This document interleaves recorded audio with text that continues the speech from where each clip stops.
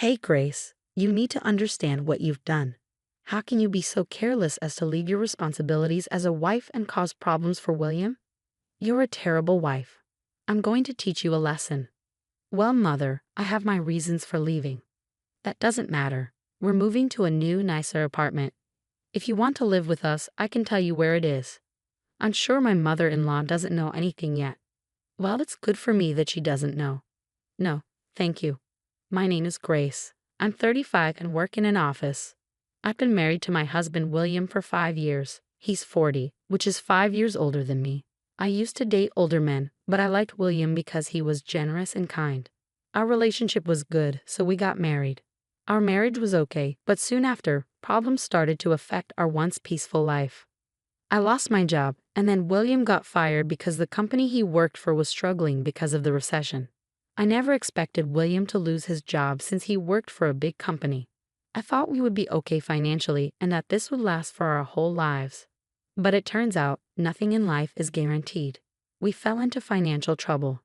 I was a stay-at-home wife, but I decided to start working again. I reached out to my old employer, and fortunately, they hired me because someone had just left to have a baby. It was a relief to have some extra income. If William could find a new job, we'd be okay. But it's tough for a middle-aged man to find work, so he had to take part-time jobs as a day laborer, earning around $700 a month. I wasn't making much either, so we were barely scraping by. Hey, the rent here is too high. Can we move to a cheaper place? We need to lower our fixed costs to make things easier. We used to have a good income and didn't worry about money, living comfortably in a nice apartment. But now, with our financial situation change, I thought it would be wise to move to a cheaper place. However, William strongly disagreed. No, we're not moving. Why not? If we move to a smaller apartment, my mom will ask questions. So what? Why don't you just tell her the truth? We're struggling because you're not working now. William got upset and raised his voice. Don't ever tell my mother I'm unemployed. With your salary and what I make, we can cover the rent. Let's just keep it that way. I was both shocked and confused. You care more about saving face and keeping our current apartment than about our marriage. Even if we can pay the rent, we're still struggling to get by. That's why I suggested moving to a cheaper place. We can't save any money. But William wouldn't budge, so I had to give up on that idea. Life continued to be tough. One day, William said something really frustrating to me. Hey, this is all we have for dinner tonight. We used to have a lot more food. Just because you're working now doesn't mean you can neglect your responsibilities at home. Don't be lazy about managing this. His comment made me angry, so I snapped back. We're barely making ends meet. I'm doing my best at home and at work. If you weren't so concerned about keeping up appearances and wanting to stay here, we could save on food expenses. Or maybe you could earn more money so everything would be fine. When I made those comments, William got really angry and said, "What are you talking about? Don't ever say that to me again. Just wait and see. I'll get a job at a good company and earn more money than you." He was furious, but if it made him more determined, I thought I could handle it. I tried to convince myself that it was okay. But despite his determination, William couldn't find a new job. He had to keep working part-time as a day laborer. Even though he was motivated, he wasn't getting any job offers. He hadn't done any extra training or gotten new qualifications. He had just been doing part-time work. William faced rejection at every interview and grew frustrated with having to compete with younger candidates.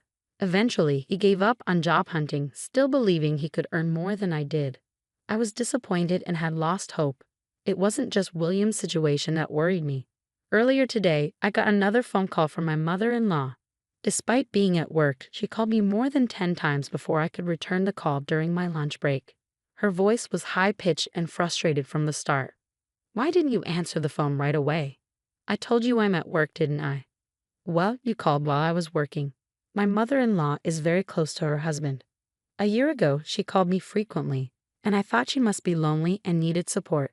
But all she talked about was her duty to support her husband, and now that I've started working, she was furious and kept calling me while I was at work. "Did you discuss this with William properly? You can't even return my calls." "I'm sorry. It's hard for us to live with you now. I'm not asking for your opinion. William won't object to it." "No, William says it's too hard right now." plus for having financial problems. Financial problems?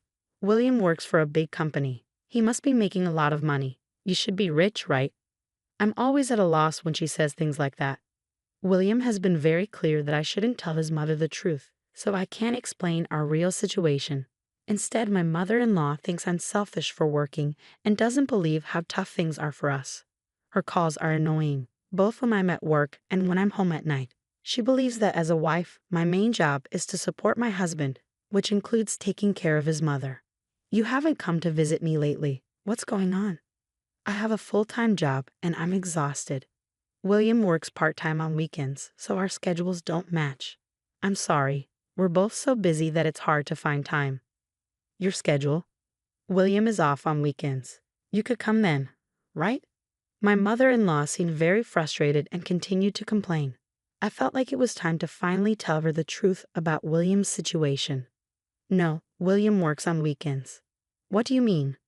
Just as I was about to tell her the truth, William, who had been lounging on the sofa watching TV, rushed over and grabbed my phone. Mom, I'm sorry I haven't visited you lately. I'm working on a big project and have to work on weekends too. I'll come see you soon. After he finished speaking, he hung up the phone and came back to me. What were you doing? Were you trying to tell my mom the truth? Just tell her the truth. If you keep hiding it, she'll keep saying things because she doesn't know what's really going on. I'm sorry to hear that, but don't tell my mom. That's enough. Just keep your pride and tell her the truth. Shut up. I'm the one keeping us afloat, so you should be grateful instead of arguing. With that, he went back to his room. I was at my breaking point. I couldn't solve our financial issues, and both my husband and his mother were cornering me. It was too much. William complained that his day job was too demanding and didn't do any housework, but his job wasn't even full-time. He worked on weekends and one day during the week. The rest of the time, he was home. I was sure he could find ways to earn more money or at least help with housework. Why do you do nothing at home and expect me to handle all the chores and work? Fed up with William's complaints, I decided to leave home for a while. I went back to my parents' place for a week to show William how tough managing the house really was.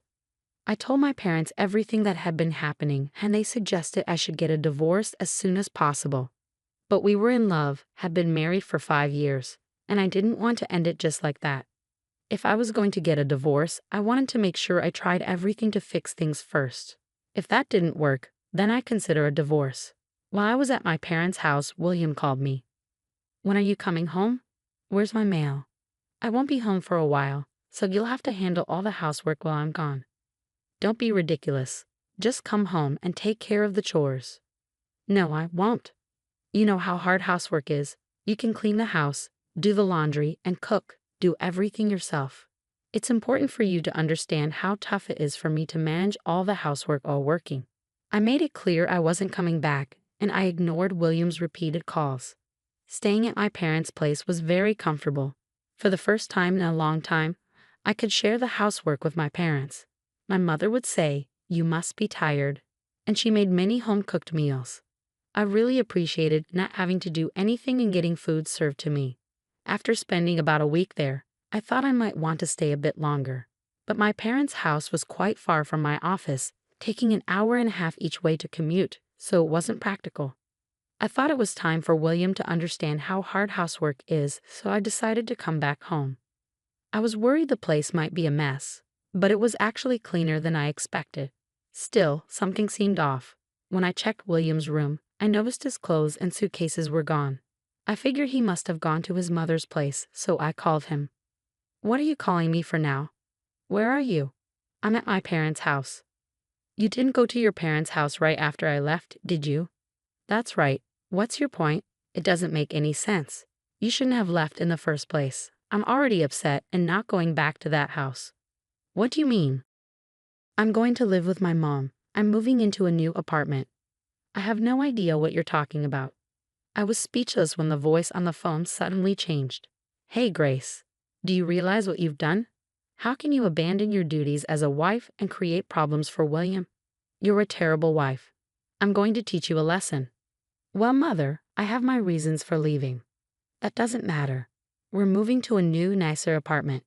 If you want to join us, I'll tell you where it is." I'm sure my mother-in-law doesn't know anything yet. Well, it's good for me that she doesn't. No, no, no, no, no. Thank you. What? My immediate refusal shocked my mother-in-law. I was firm in my decision not to move. Oh, are you serious? If William is going to live with me, then unless you come over here, you'll have to be on your own. You can live alone, can't you? You've been relying on him. Don't worry, I have enough to manage on my own. If we don't live together, then there's no reason for us to stay married. So I'm divorcing him. The mention of divorce seemed to shock both my mother-in-law and William.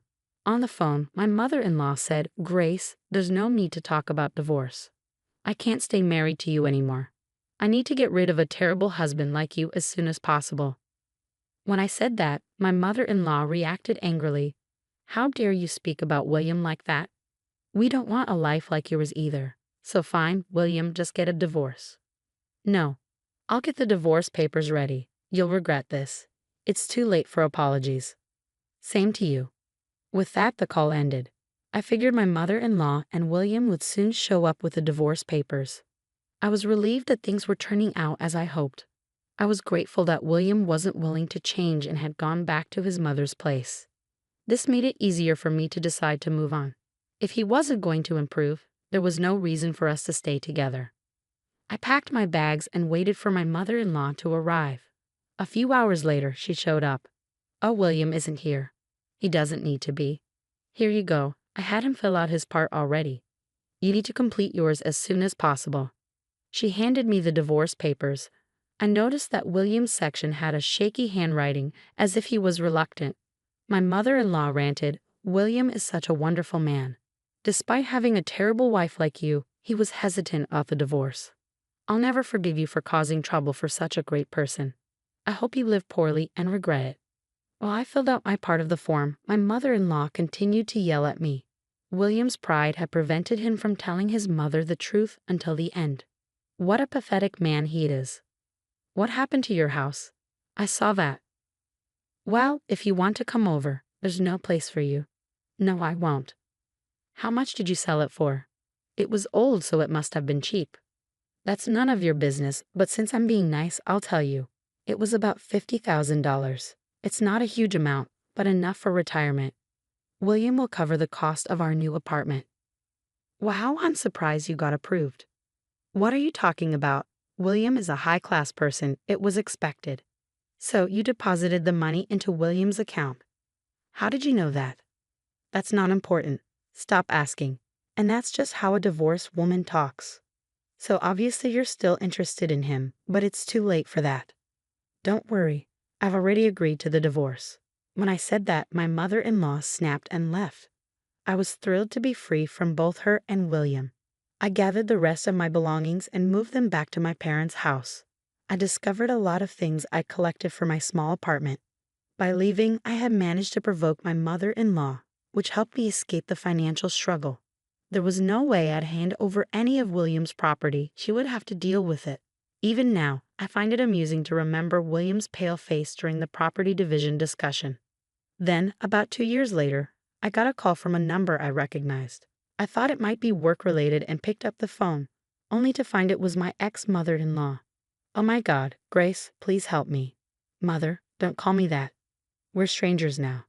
"Don't say that. I'm in trouble." "Huh? Can't pay the rent and running out of savings." "Yes." "He didn't tell you about the financial problems until things were really bad, did he?" "Oh, you knew. I suspected he didn't want to tell you, but every time I tried, William told me not to." "I didn't realize that. I'm so sorry, Grace. I didn't know anything. Please come back." "I don't want to." "He wouldn't change no matter how much I tried. Even you were always bullying me. I don't want to be around people like you ever again." "Please don't say that. I don't have anything to eat anymore. I'm really struggling."